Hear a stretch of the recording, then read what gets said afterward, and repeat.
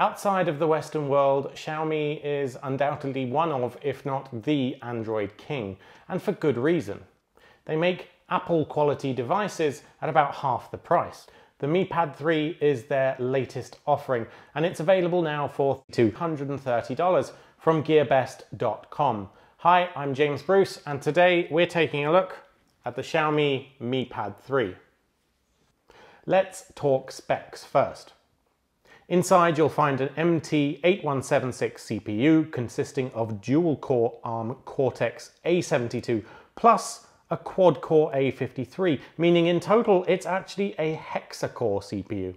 There's 4 GB of RAM and 64 GB of non-expandable storage. The screen is a 4:3 ratio 7.9-inch bright IPS display. It's beautifully vibrant and displays 2048 by 1536 pixels, exactly the same as a mini iPad in fact. You've got a really quite nice 13 megapixel rear camera, 5 megapixel front camera, Bluetooth 4.0, wireless up to AC speeds, a 3.5mm stereo port, a USB-C charging port, and a huge 6600 mAh battery to keep you going all day. Now there are no other versions, no higher spec models, none with greater amounts of storage. What you see is what you get. This is the MiPad 3. Now visually, let's not kid ourselves. The MiPad 3 is an obvious clone of the iPad mini, right down to the screen size and resolution. In fact, the MiPad 3 is only 30 grams heavier and only 0.9 millimeters, that's less than 1 millimeter, thicker. So it is, for all intents and purposes, going to look about exactly the same as an iPad mini. The only difference is the logo on the back says Mi instead of Apple. Now it does only come in champagne gold, which you can see here. However, it's a fairly muted gold. I don't think it's too garish. It's not going to offend anyone. The camera is actually really nice. Even though it's only a single sensor, the camera app provides a bokeh effect, which does a really good job of faking the sort of background blur that you would get with those more expensive dual sensor smartphone devices. Now, a few years ago, I would have laughed at the idea of anyone sitting there and taking a photo with their tablet, but nowadays the sensors are actually really good. The 13 megapixel sensor here does take some really great photos. I was actually quite impressed with it. And it's the right sort of size that walking around and taking a photo with it won't make you seem overly obnoxious. In terms of battery life, we managed to get a whopping 8.5 hours from our stress test, which involves streaming BBC News over Wi-Fi at full volume and full brightness. Now, their literature does claim 12 hours of media playback, so the fact that we did that streaming over Wi-Fi probably accounts for the difference. For local media playback, you're going to get longer. Suffice to say, the MiPad 3 is going to last you all day for that sort of general browsing and typical usage. For intense 3D gaming, obviously it's not going to get anywhere near that, but generally speaking, you're probably going to get a day out of it, not more than a day though. However, it does have really good standby time, so even if you leave it fully charged, you're not going to lose so much of that after, say, a week without turning it on. The good battery life is undoubtedly due to the dual CPU design, where you have 2 cores that are specifically for making efficient use of the battery for low intensity tasks, and then the other 4 cores that can kick in with high performance, more battery drain when you need them. The user interface will be a sticking point for some, however. Under the hood, it runs Android 7.0. However, Mi brand devices all run what's called MiUI, their own version of a launcher skin on top of Android 7. And it's pretty distinct. In fact, I'd say it bears more resemblance to an iPhone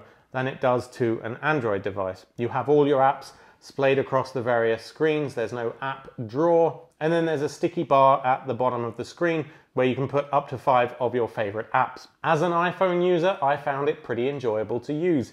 But if you're a die-hard Android fan looking for that pure experience, you may be turned off a bit by MiUI. Now, from my perspective, there's nothing really too quirky about MiUI. It still has capacitive buttons at the bottom of the screen for back, home, multitask, and you can set it up to long press on home to bring up the Google Assistant. There is no fingerprint sensor, but that's not exactly a huge loss. And the notification shade has everything that you'd expect. Out of the box, Google Play is installed, but none of your typical Google apps, so you will need to download those. In terms of bloatware, I found MiUI to be pretty clean. It does have its own versions of mail and calendar and browse and what have you, but there aren't any extraneous apps installed like fitness management and things like that. As for performance, Antutu scored it just over 80,000. But more importantly than that kind of raw number, at no point did I feel like the interface was laggy or unresponsive, and I never got frustrated. And while casual Android gaming isn't going to have a problem at all on this device, it did struggle to play things like Asphalt 8 at a satisfying frame rate. But generally speaking, I would be very happy with the MiPad 3 as an everyday usage device. The only other thing I'd mention is that the 4:3 ratio screen doesn't make it ideally suited to playing back videos. In addition to the black bars that you would get on top and below the video, you also have, of course, about the 1/2-inch bezel on either side of the device when you're holding it in landscape mode. So actually the real size video that you get is a good bit smaller than the device itself. It's still not small by any means, but it does feel like there's a bit of wasted space with that sort of aspect ratio. So should you buy the MiPad 3? You know, it's rare to come across a device that I actually want to keep after testing it, especially so with Android devices since I'm generally an iPhone user day to day. However, I'm pleasantly surprised by the MiPad 3. The price is right, the performance is solid, and all you need to do is to learn to love the MIUI that it runs on top of Android. However, while the screen is great for browsing web pages, reading books, that sort of thing, it isn't absolutely ideal for videos. So if that's your main usage of a device, I'd suggest something with a different screen ratio. Also, having looked over our last year's MiPad 2 review, this does seem to be a very incremental upgrade. If you already have a MiPad 2, you can absolutely skip this one, wait until the next iteration comes along before upgrading. And if you don't already have a MiPad and you're looking for something around the 7.9-inch screen size, this is a fantastic device and I really like it. So thank you to gearbest.com for sending us the device. You can buy one there for $330. And thank you to you for watching this review. If you enjoyed this review, please hit like, or if you have any feedback, put it down in the comments. We do 2 reviews and giveaways every week, as well as technology tutorials. So if you'd like to be kept up to date on those, please hit subscribe. And we'd love it if you headed over to MakeUseOf.com, where we publish tons of technology tips, tricks, and tutorials from beginner to advanced level, so you're sure to find something of interest to you. Until next time.